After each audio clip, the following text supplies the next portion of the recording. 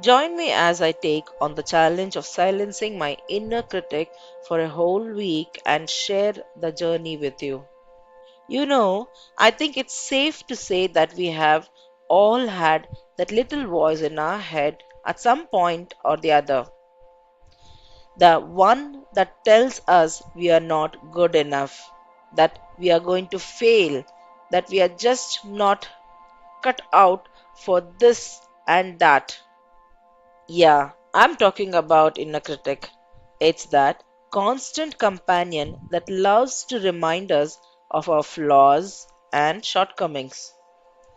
The voice can be so loud and persistent that it's like having a constant companion always whispering in your ears, "You're not doing right, you're not good enough, you're not worthy." The worst part is it's often that the loudest when we are trying to do something new, something that pushes us outside of our comfort zone.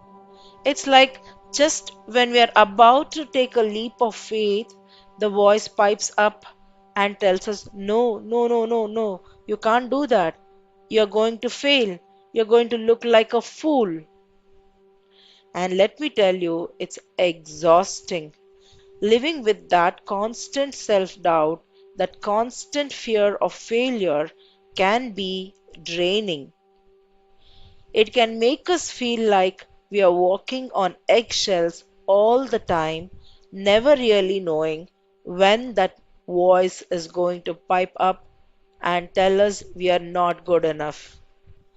And worst part is it's often the voice that holds us back from pursuing our dreams, from taking risks, from living the life we truly want to live.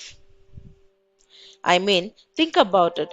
When was the last time you really wanted to do something, but the voice in your head told you you couldn't?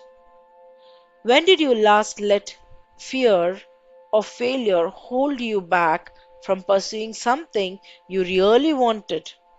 Yeah, I thought so. It's tough one, isn't it? But there is something that it is tough one, isn't it? But here is the thing. The voice, it's not always right. In fact, it's often wrong. I remember when I first started making videos for this channel, I was terrified.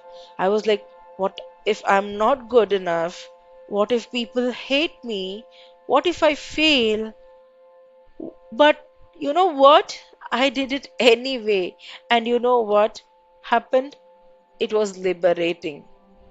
I mean, it wasn't easy, but it was worth it. Because when you start to quiet that voice, when you start to tune it out, that is when the real magic happens, my dear one. I remember this one time when I was working on a project and I was like, this is going to be a disaster. I'm never going to get it done. I'm not good enough. But then I stopped and I took a deep breath and I said to myself, wait a minute, what if I'm good enough? What if I can do this? And you know what? I did it. I finished the project and it turned out amazing. So, I want to share with you how I overcame my inner critic, how I learned to tune it and focus on the positive. It wasn't easy, but it was worth it. Because when you learn to quiet that voice, that's when you can truly start living the life you want to live. One of the biggest things for me was realizing that I didn't have to believe everything my inner critic told me. I mean, think about it. If someone else was constantly telling me, "You're not good enough," you're not worthy, you're not capable, you'd probably stop hanging out with that person, right? So, why do we do it to ourselves? Why do we let the voice have so much power over us?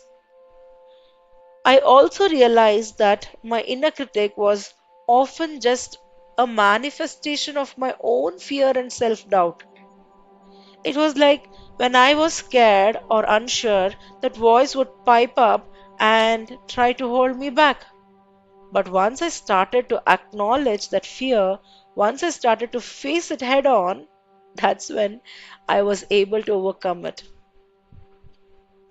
And finally, I learned to practice self compassion. I mean, we are all human, right? We are all going to make mistakes. We are all going to stumble sometimes. But instead of beating up ourselves, instead of letting the inner critic take over, we can choose to be kind to ourselves. We can choose to be gentle, to be compassionate, to be understanding. So, to sum up, my dear one, overcoming inner critic is all about self compassion, positive self talk, and learning to tune out the negative voice in your head. I know it's not easy, but it's worth it. Because when you learn to quiet that voice, that's when you can truly start living the life you want to live, my dear one.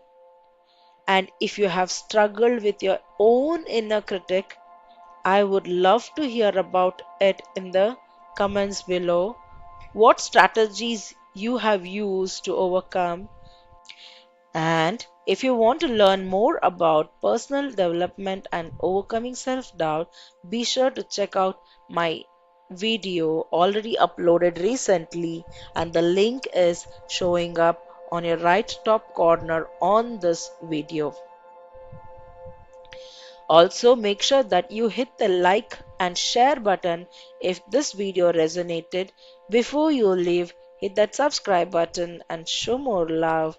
I will be sharing more tips and strategies for living your best life. Thank you so much for watching and loads of love until next time.